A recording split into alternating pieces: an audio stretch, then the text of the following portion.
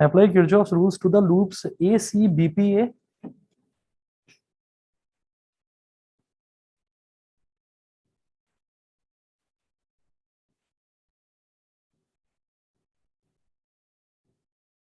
A C B P A and A C B Q A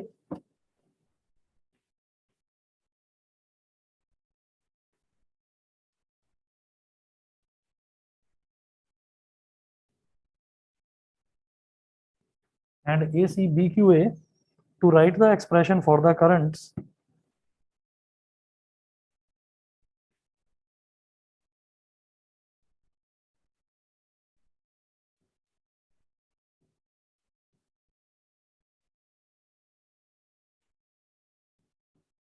to write the expressions for the currents I1, I2 and I3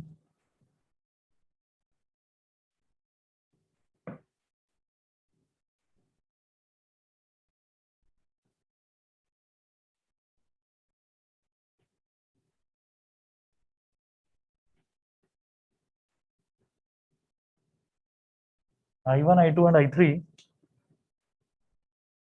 in the network shown in figure.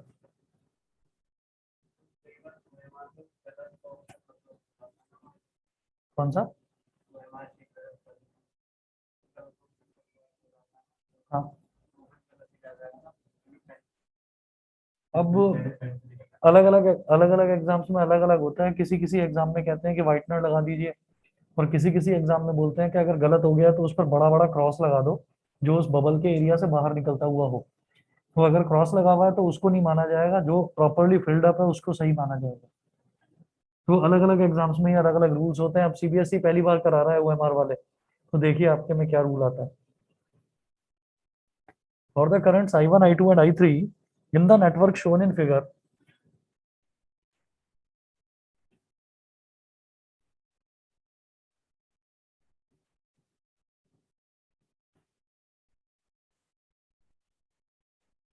In the network shown in figure, figure देखिएगा ये दे रखी है।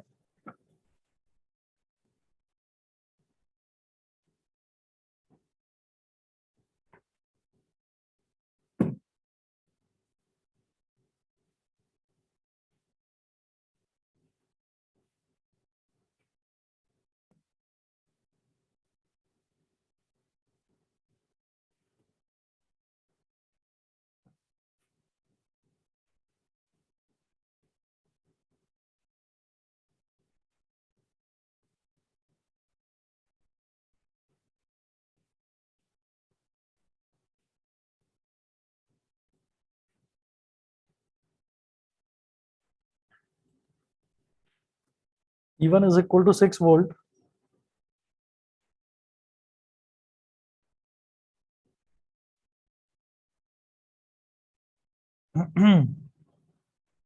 Six volt और नीचे ना, यहाँ पर यहाँ नीचे लिखा हुआ है 0.5 ओम। आप इसका मतलब समझ गए होंगे। हाँ, इस बैटरी का इंटरनल रेजिस्टेंस 0.5 ओम है। अब वो कैसे लिखा जाता है वो अभी समझाऊंगा आपको। और नीचे है E2 is equal to 10 volt. E2 is equal to 10 volt और यहाँ लिखा हुआ है 1 ओम। 1 ओम। और ये इसकी नेमिंग ना ऐसे कर रखी है इन्होंने ए, ये जो बैटरी है इसको बोला P, A P B Q, A P B Q. और नीचे रेसिस्टेंस दे रखा है, external resistance 12 Om.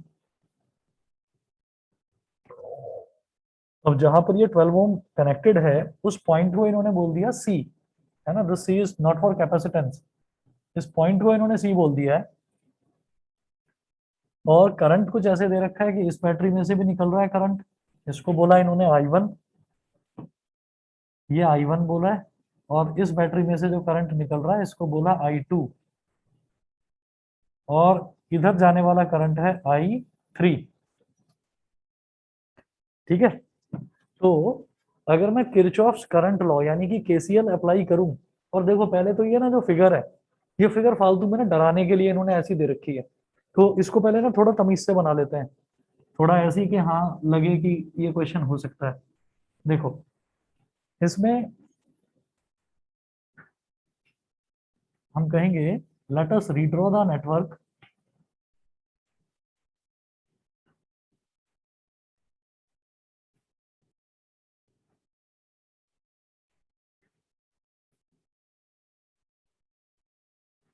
Let us redraw the given network.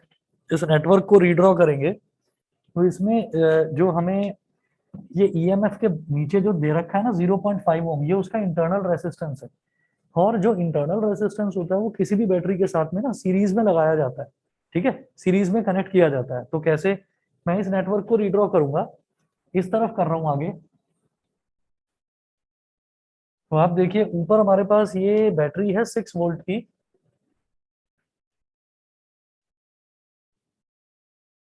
तो इंटरनल रेसिस्टेंस 0.5 ओम है, तो वो इसके साथ सीरीज में लगा देना ऐसे 0.5 ओम। और करंट I1 वो ऐसे जा रहा है I1। फिर ये वाला जो है ये इसके साथ में पैरेलल में है, साफ दिखाई दे रहा है कि ये ए और बी पॉइंट के बीच में ये बैटरी लगी हुई है, और ए और बी पॉइंट के बीच में ही ये दूसरी बैटरी लगी हुई है, तो दोनों आपस में पैरेलल में हो गए। तो नीचे हमने ये पैरेलल में कनेक्ट कर दिया, और इसका इंटरनल रेसिस्टेंस है 1 ओम।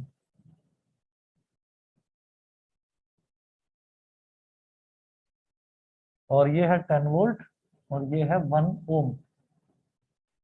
इसको ना ऐसे डॉटेड बॉक्स के अंदर बंद कर देते हैं। डॉटेड बॉक्स से ही समझ में आ जाता है कि ये जो रेसिस्टेंस है ये इसका इंटरनल रेसिस्टेंस है। उसके बाद इसमें से निकलने वाला करंट है I2, और ये वाला पॉइंट है A,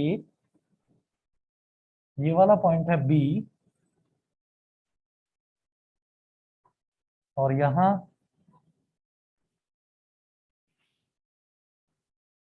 एक्सटर्नल रेसिस्टेंस R है 12 ओम। और ये जो पॉइंट है इस पॉइंट को C बोल रखा है इन्होंने।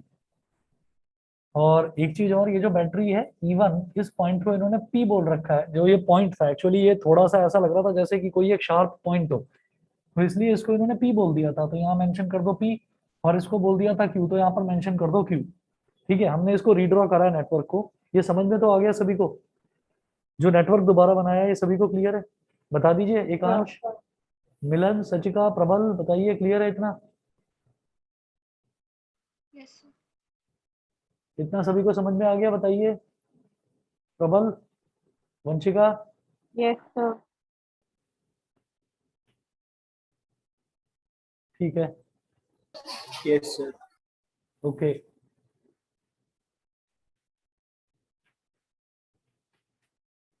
अब देखिएगा, इन्होंने हमसे पूछा है कि apply Kirchhoff's rules to the loop ACBPA and ACBQA to write the expressions for the currents I1 I2 and I3 in the network shown in figure.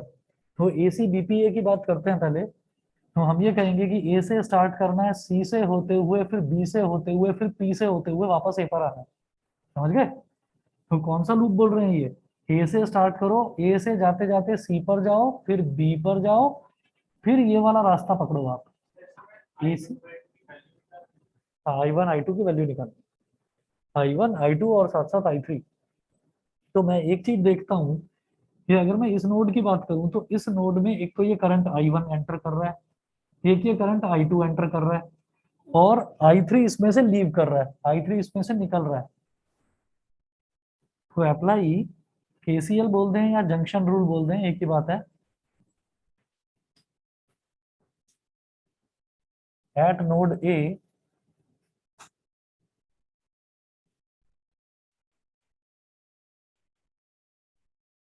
Current leaving is equal to current entering.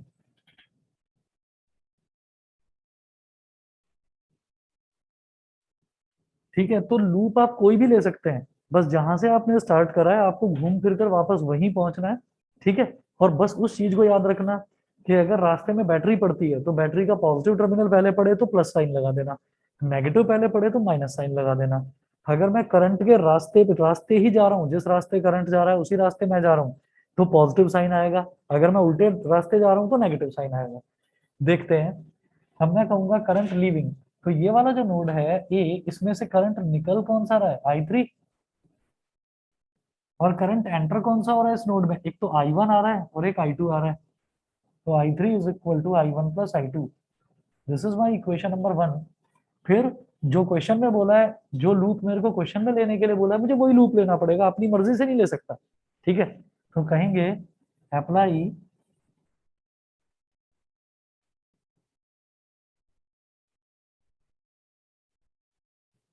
KVL in the loop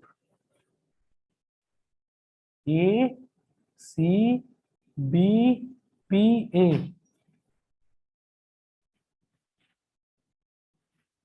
KVL in the loop A C B P A, इसमें KVL लगाना है। तो A से चलते रहे चलते रहे चलते रहे, पहले रेसिस्टेंस आ गया 12 ओम का, और करंट भी इसी डायरेक्शन में है I3, तो 12 I3, वो भी प्लस का। फिर ए से सी तक गए, फिर आगे पहुंचे बी तक, कुछ भी नहीं मिला, फिर बी से पी वाला रास्ता पकड़ गए, तो यहाँ पर गए 0.5 ओम, करंट भी I1 इसी डायरेक्शन में है, तो 0.5 इंटू I1। और फिर जब ये बैटरी है, इस बैटरी का नेगेटिव टर्मिनल पहले आ रहा है, तो माइनस का 6, और फिर हम वापस ए पर आ गए, तो जहां से स्टार्ट करा घूम फिर कर वहीं आ गए, तो is equal to 0, is equal to हो गया 0। 12 I3 की जगह डाल दीजिए बेटा I1 plus I2,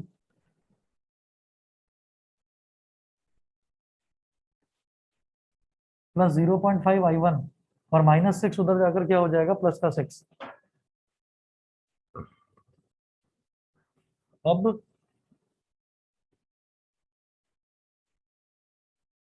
12 I1 expand करेंगे, 12 I1 प्लस 12 I2, और प्लस का 0.5 I1 इज इक्वल टू 6।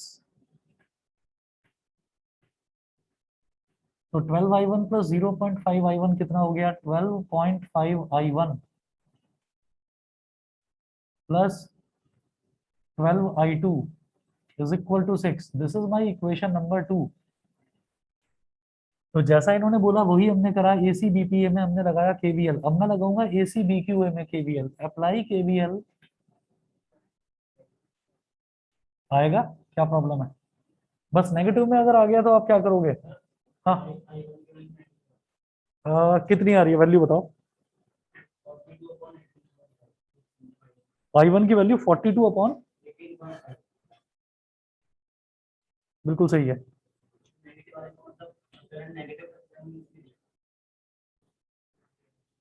एक मिनट, हाँ बिल्कुल सही, पॉजिटिव से निकलता है ना।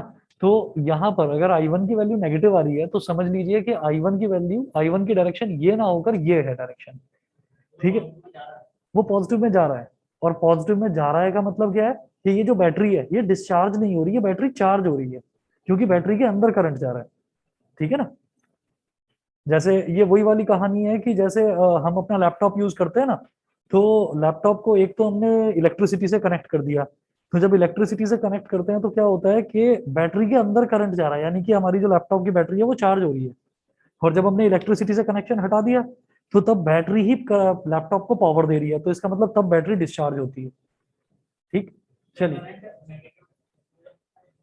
बिल्कुल देखिए, अगर पॉजिटिव से निकल रहा है तो इसका मतलब नेगेटिव में जा रहा है, ठीक है, और अगर पॉजिटिव में जा रहा है तो इसका मतलब नेगेटिव से निकल रहा है।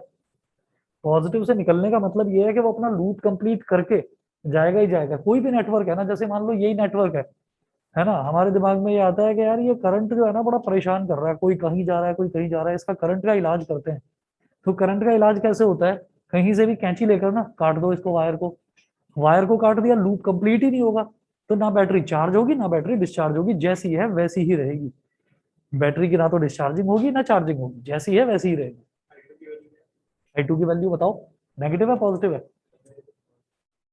I2 की वैल्यू पॉजिटिव आ रही है, 106 upon 37। Apply KVL in the loop ACBQA। भाई बाकी बच्चे भी ट्राई करिए, कई बच्चों ने कर लिया है क्वेश्चन।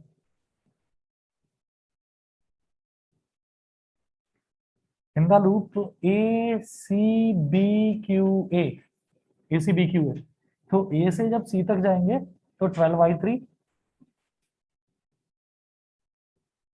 फिर सी से बी तक जाएंगे तो कुछ भी नहीं है, फिर क्यू वाले रास्ते पर जाएंगे तो 1 इंटू, 1 भी इसी डायरेक्शन में, मैं भी इसी डायरेक्शन में जा रहा हूँ, करंट भी इसी डायरेक्शन में, प्लस 1i2, और फिर आगे क्या है, ये बैटरी पड़ेगी पहले इसका नेगेटिव टर्मिनल, तो माइनस का 10 इज इक्वल टू 0, तो 12, और i3 की जगह क्या है, i1 प्लस i2, -10 को उधर ले गए तो +10, 12i1 plus 12i2 plus 1i2 is equal to 10, तो 12i1 plus 13i2 is equal to 10, equation number 3। और यहां से क्या करें, i2 और i3 को अगर मेरे को एलिमिनेट करना है, मतलब अगर इनको सेम बनाना है इसका कोफिशिएंट, तो 12 वाले को 13 से मल्टीप्लाई, 13 वाले को 12 से मल्टीप्लाई, और 12 और 12.5 का कुछ हो सकता है नहीं, ये वाला ही ज्यादा बेटर है। आप क्या करो, 12.5 i1 plus 12i2 is equal to 6, multiply कर दो इसको 13 से, और जो दूसरी इक्वेशन है 12i1 plus 13i2 is equal to 10, इसको मल्टीप्लाई कर दो 12 से, जब 13 को इससे मल्टीप्लाई करेंगे, 13 5 जा 65, 6 कैरी, 13 2 जा 26 और 6 32, 3 कैरी, 13 1 जा 13 और 3 16, 162.5 i1, 13 इंटू 12 कितना हो जाएगा, 13 2 जा 26, 2 कैरी, 13 1 जा 13 और 2 15,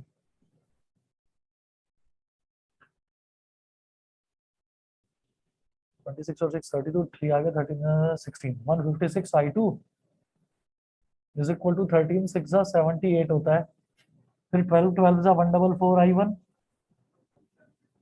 और 12 इंटू 13 कितना हो गया, 156 i2, और ये 120, ये माइनस ये माइनस ये माइनस, हाँ ये वाला पक्का भाई, देखो 13 5 जा 65, तो 5 आ गया, 6 कैरी, 13 2 जा 26, 26 और 6 कितना होगा 32, तो 2 आ गया, 3 कैरी, 13 1 जा 13 और 3 16, ठीक तो है, ठीक तो है। अब इसको इससे सब्ट्रैक्ट कर दिया, 120 78 माइनस 120, तो 120 माइनस 78 होगा बेसिकली, 10 माइनस 8 कितना हो गया 2, और यहाँ बचा 11, 11 माइनस 7 4, तो माइनस का 42, और 162.5 माइनस 144, ये 18.5 i1, ठीक है। और एक ही क्वेश्चन करो, बता दूं फिर?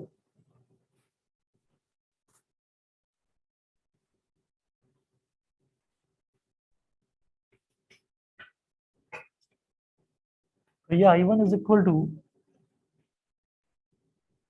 माइनस का 42 अपॉन 18.5, अभी ये पॉइंट है, तो पॉइंट गया तो ऊपर 0 आ गया, फिर 5 से डिवाइड करके देख लीजिए, 5 3 जा 15, 18 माइनस 15 3 हो गया, और 5 7 जा 35, 5 8 जा 40, और 5 4 जा 20, और डिवाइड ये होगा नहीं, -84 upon 37 ampere, negative sign shows that direction of current I1 is opposite to that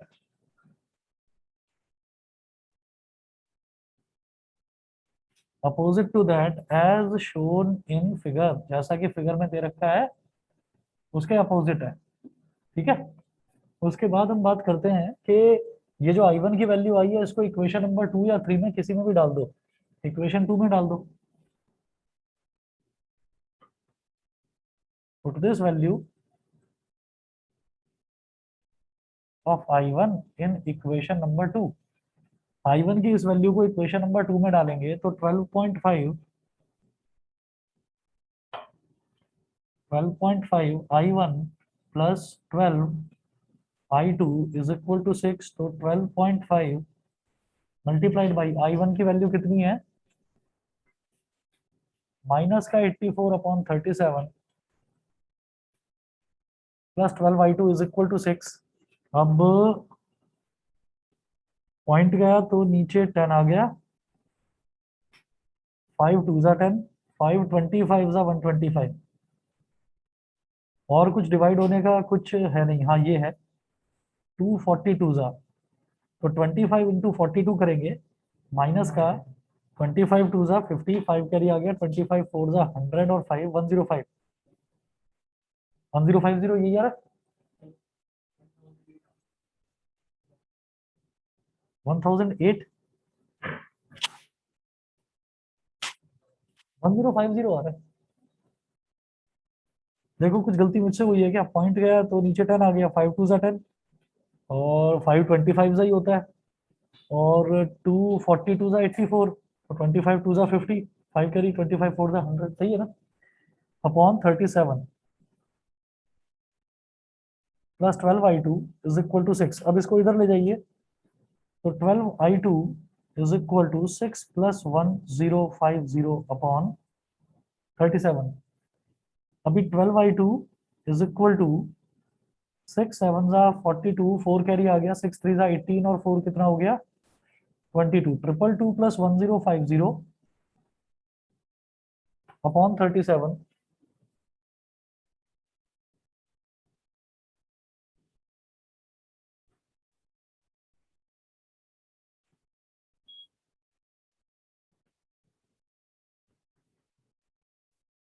तो ये हो जाएगा 12 I2 इज इक्वल टू 1050 और 22 कितना हो गया 1072 और 1272 1272 अपॉन 37, 12 वन जा 12, फिर इधर 0 आ गया, 12 6 जा 72, तो I2 is equal to 106 upon 37, यही आ रहा है, ये I2 हो गया। I3 is equal to I1 plus I2, I1 कितना था माइनस का 84 अपॉन 37 और I2 106 अपॉन 37, दोनों का डिनोमिनेटर सेम है तो एलसीएम लेने की झंझट ही नहीं है। 6 माइनस 4 कितना हो गया 2, 10 माइनस 8 हो गया 2, 22 अपॉन 37 एम्पियर, सही है, ठीक है। बस ये लाइन जरूर लिख देना कि negative sign shows that direction of current I1 is opposite to that as shown in figure. यार तुम जो हो ना, बात भावनाओं को समझते नहीं हो। अरे लिखकर प्रैक्टिस तो करोगे खुद के समझने के लिए।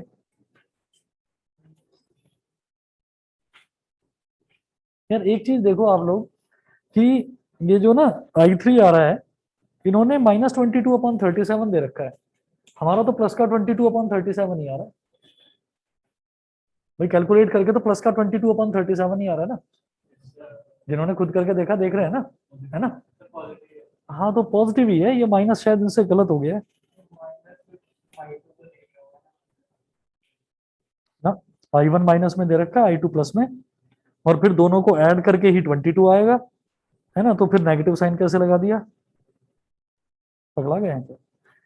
चलिए जी अगला देखते हैं question.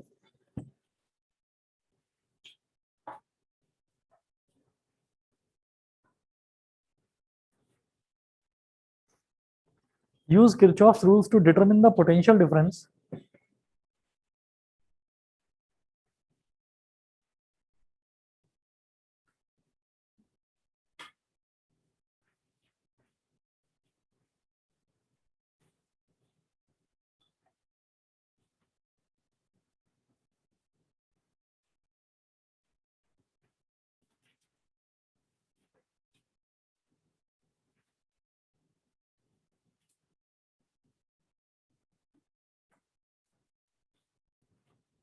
use Kirchhoff's rules to determine the potential difference between the points A and D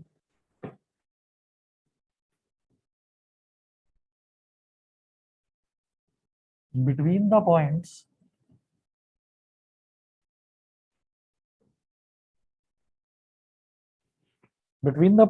A and D when no current flows in the arm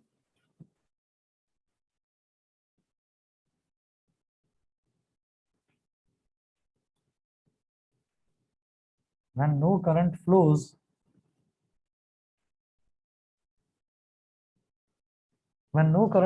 in the arm BE of the electric network shown in figure.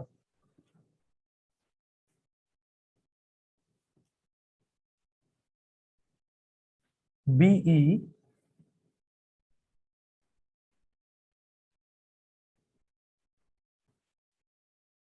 of the electric network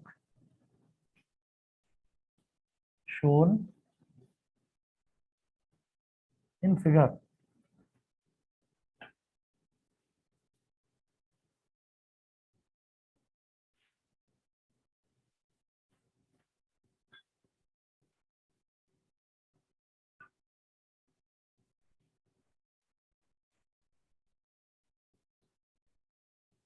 इसमें ना एक चीज का ध्यान रखना, ये जो KCL और केवीएल वाले जो क्वेश्चंस हैं, इसमें ध्यान रखना कि ये क्वेश्चन ना बड़ा धोखा देते हैं।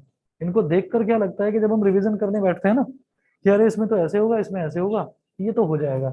इनकी ना प्रैक्टिस जरूर कर लेना, है बहुत आसान। लगता है कि हम सही कर लेंगे, कोई प्रॉब्लम नहीं है, लेकिन गलती हो जाती है इसमें। लूप में कहीं ना कहीं पॉजिटिव और नेगेटिव की मिस्टेक हो ही जाती है, तो आप प्रैक्टिस जरूर कर लेना, कितना ही आपको आसान लगे। आगे नेटवर्क जो इन्होंने दे रखा है इस क्वेश्चन का, ये है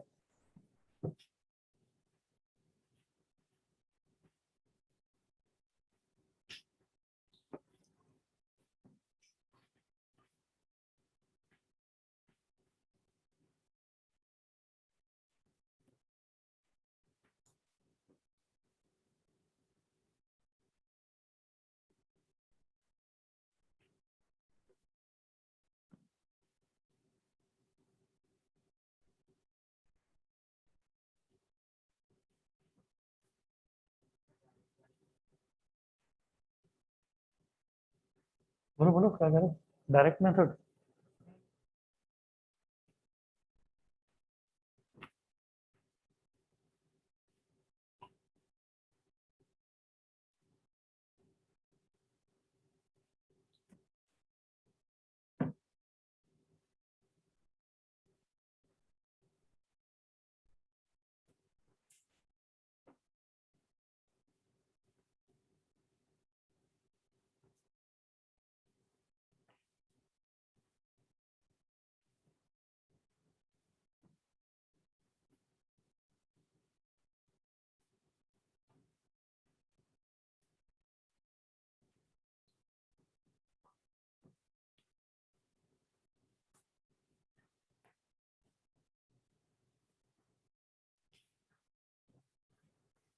use Kirchhoff's rules to determine the potential difference between the points A and D. मुझे ए और डी के बीच का पोटेंशियल डिफरेंस बताना है when no current flows in the arm B E, जब बी और ई के बीच में किसी तरीके का कोई करंट फ्लो ही नहीं करेगा, तो ए और डी पॉइंट के बीच का पोटेंशियल डिफरेंस बताना है।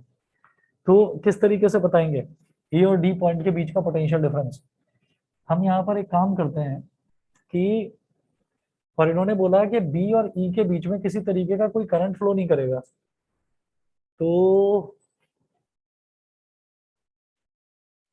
अब सिर्फ और सिर्फ पोटेंशियल डिफरेंस बताना है। 6 वोल्ट है, 1 वोल्ट है, तो अब हमारी मर्जी है, हम करंट कहीं से भी ले सकते हैं। तो हम एक चीज का ध्यान रखते हैं कि जैसे मान लो मैं इस लूप की बात करूं, फॉर एग्जांपल मैं इस लूप की बात करता हूं, तो इस लूप में जब मैं करंट की बात करूंगा ना, तो मैं ये देखूंगा इस लूप में बैटरी कौन कौन सी है। एक तो 6 वोल्ट की है, एक 1 वोल्ट की है, और एक है हमारी 3 वोल्ट की। तो सबसे जो ज्यादा वोल्टेज की बैटरी है वो 6 वोल्ट की है। तो मैं ये समझ जाऊंगा कि ऑब्वियसली जो सबसे ज्यादा वोल्टेज वाली बैटरी है वही डिस्चार्ज होगी, सप्लाई वही देगी। तो हम क्या करेंगे, हम ये मान लेते हैं कि ये जो बैटरी है इसमें से करंट I1 निकल रहा है, ठीक है। ये I1 यहाँ से निकला, ऑब्वियस सी बात है कहीं कोई डिस्ट्रीब्यूशन तो हो नहीं रहा है।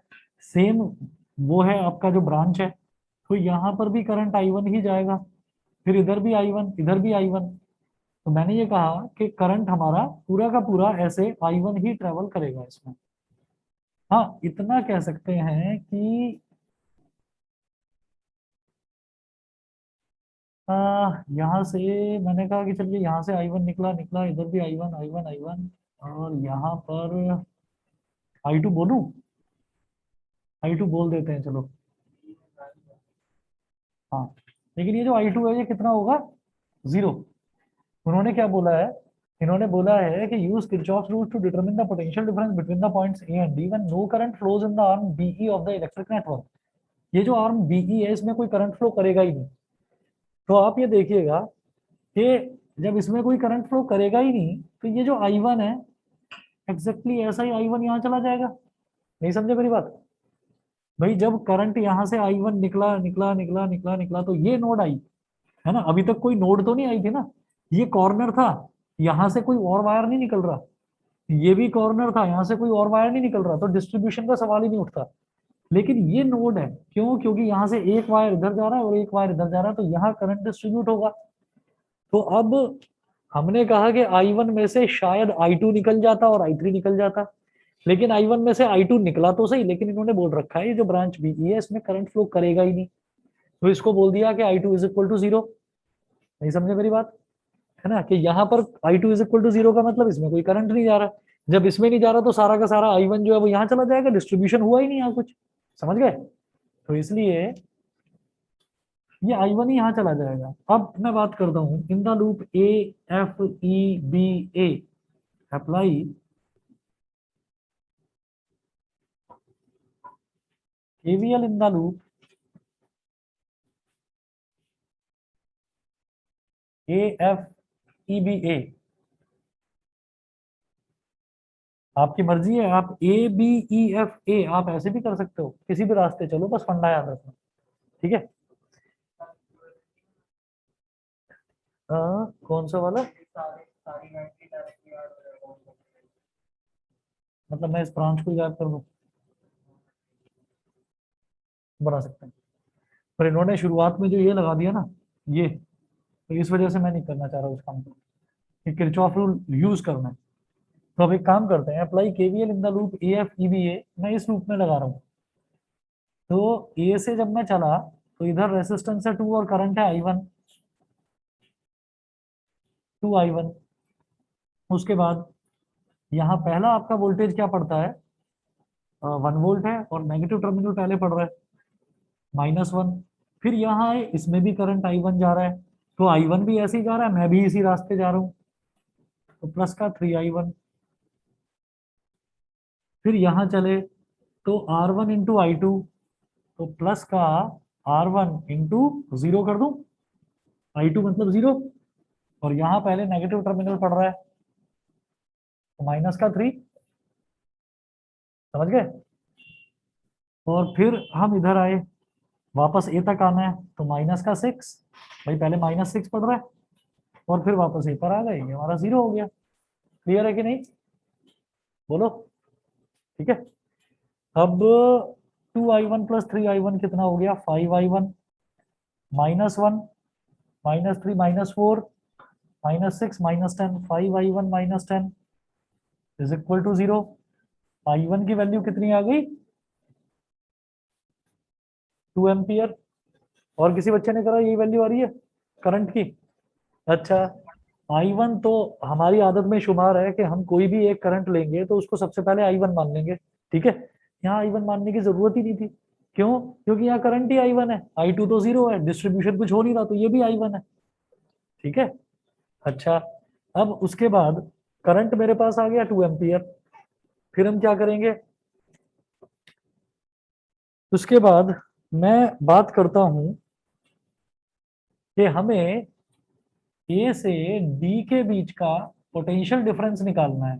ठीक है, ए से डी के बीच का पोटेंशियल डिफरेंस, आपकी मर्जी है, आप ए से डी तक किसी भी रास्ते चले जाओ। ठीक है, मैं ए से डी तक यहां से भी जा सकता हूं, मैं ए से डी तक यहां से भी जा सकता हूं। कहां से जाने में फायदा है ये बताओ? ऊपर से। क्यों? दोबारा बोलो क्या?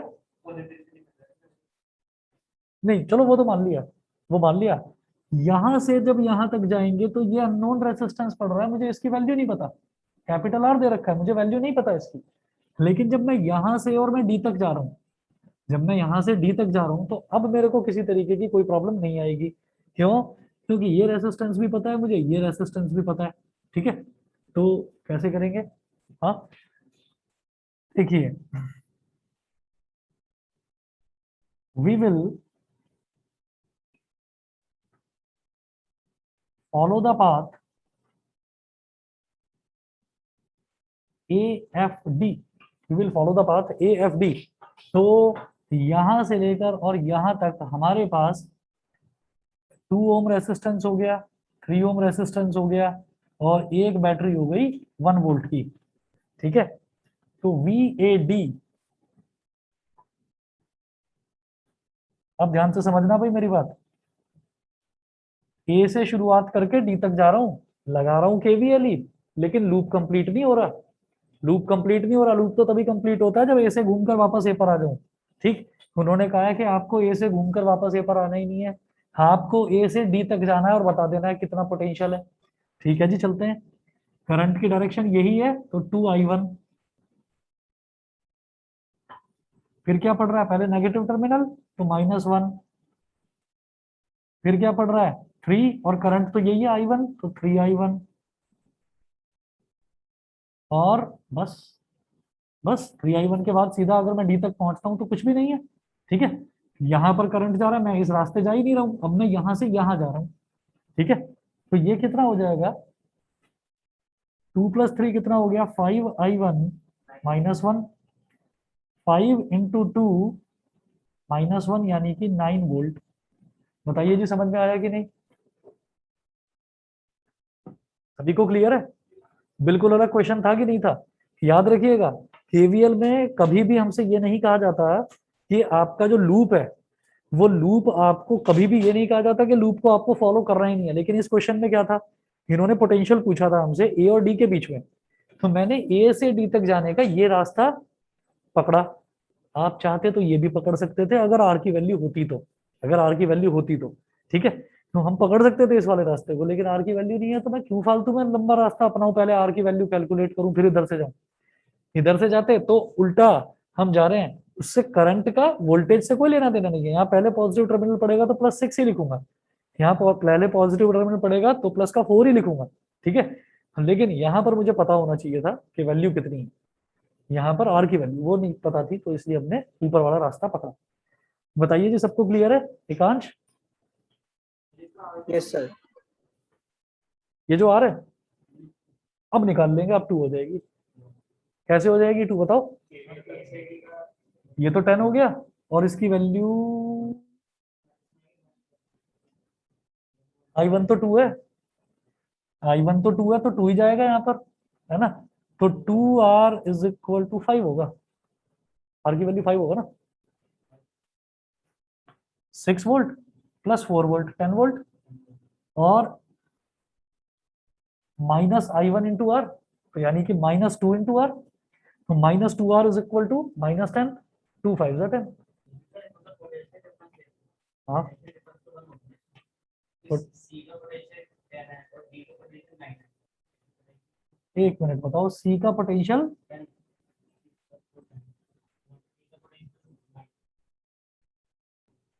देखिए, हमें ए से डी के बीच का निकालना है। ए से डी के, तो ये ए से डी के बीच का पोटेंशियल आपने यहां से निकाला ऊपर वाले रास्ते से, अब मैं इधर वाले रास्ते से निकालना चाह रहा हूँ। तो पोटेंशियल डिफरेंस पूरी ब्रांच में होता है, किसी एक पॉइंट पे नहीं होता। तो मैं सी का, मैं ये नहीं कहूंगा कि सी का पोटेंशियल डिफरेंस इतना है, मैं ये कहूंगा कि बी और सी के बीच में कितना है, 4 वोल्ट। अब अगर कहा जाए कि ए और सी के बीच बीच में कितना है, तो 10 वोल्ट। अब बोला जाए कि नहीं भाई ए और डी के बीच में बताओ, ठीक है, तो आएगा तो यही 6 + 4, लेकिन अब ये रेसिस्टेंस भी इस पर फर्क डालेगा, और इस रेसिस्टेंस में करंट कितना है, I1। मैं जा रहा हूँ इस रास्ते, मैं इस रास्ते जा रहा हूँ, तो वो आएगा -I1 × R। ठीक है ना, तो इस तरह से हम निकालेंगे इसको। नहीं क्लियर है? 5 होगा। ठीक, तो पोटेंशियल डिफरेंस याद रखना, पोटेंशियल डिफरेंस पूरी एक ब्रांच में होगा, नोड पर नहीं। ठीक, चले एक आखिरी क्वेश्चन और इसमें हमें करवाऊंगा। दोनों तरफ से निकालना होगा ना? ना ना ना, एक तरह से निकाल लो बस, बहुत है भाई। रास्ता तो सेम है ना, आपने क्या करा, आप इधर से चले गए, आपको ए से डी पर जाना है, या इधर से चले गए, कोई फर्क नहीं पड़ता। पर मेरे पास आर की वैल्यू नहीं थी, मेरे पास आर की वैल्यू नहीं थी, आर की वैल्यू होती तो फिर मैं वो वाला रास्ता पकड़ता। ठीक है। Yes, sir. चलिए जी। हाँ तो फर्क पड़ता है फिर, मतलब बी के अंदर अगर ये होता हमारा तो फिर फर्क पड़ता, क्योंकि यहाँ पर करंट है ही नहीं, तो इसका मतलब यहाँ पर कोई वोल्टेज ड्रॉप होगा नहीं। पर क्योंकि बैटरी लगी हुई है और वायर कनेक्टेड है, इस वजह से हमको ये -3 यहाँ पर लेना पड़ा, नहीं तो मैं -3 भी नहीं लेता, बैटरी कनेक्टेड है इस वजह से। ठीक है। हम्म। चलिए जी, अगला देखते हैं, determine the current in each branch. अब ये अगला क्वेश्चन जो है ये एनसीईआरटी का क्वेश्चन है, देखने में थोड़ा खतरनाक लगता है लेकिन है नहीं।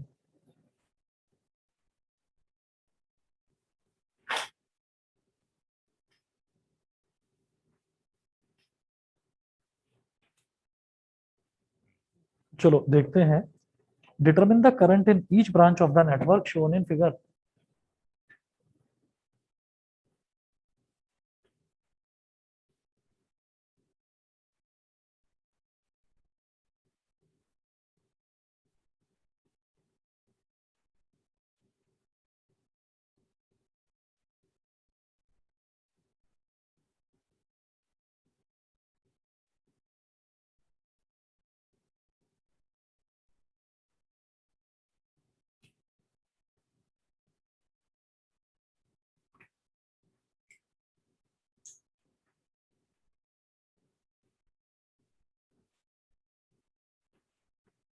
In each branch of the network shown in figure.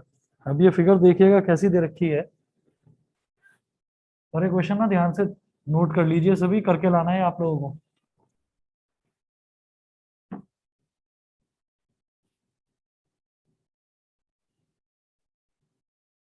4 Om,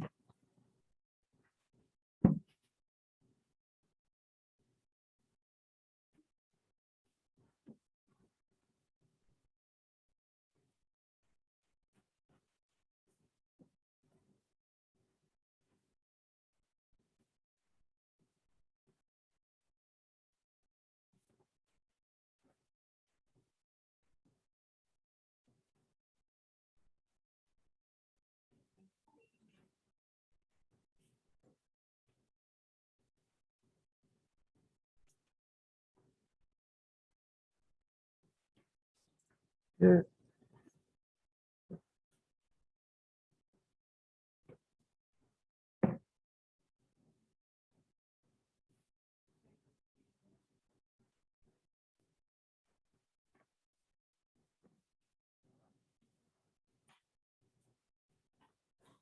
network ये दे रखा है, और ये वाला इसको दिया है ई, इसका ये है 5 वोल्ट,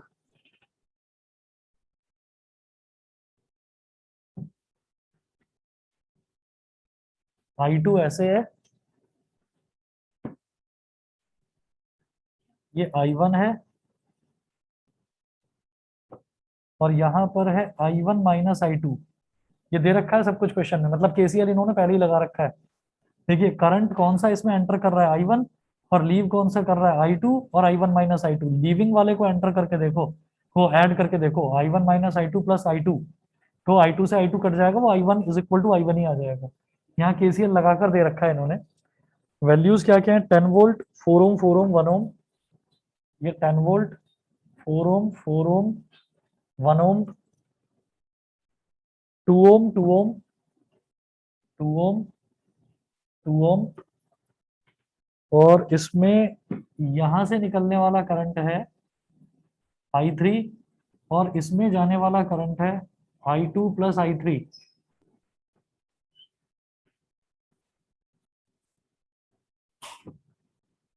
और इसमें इसमें जाने वाला करंट है I2 plus I3 minus I1। ये है नेटवर्क, और इस नेटवर्क में आपको करंट निकालना है, सारे करंट निकालने हैं, I1, I2, I3, I4। नहीं I4 तो है नहीं, I1, I2 और I3 ये निकालना है। ठीक है, आंसर लिख कर दूं, आंसर दूं चेक करने के लिए? हाँ, एनसीईआरटी में है, एनसीईआरटी में इसका फिगर देखकर ही समझ जाओगे।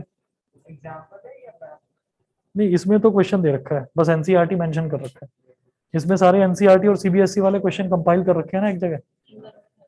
ठीक है बेटा, करिएगा और करके प्लीज भेजिएगा। और सभी बच्चों को कह रहा हूँ, वही 2-3 बच्चे ना भेजें, सब भेजेंगे।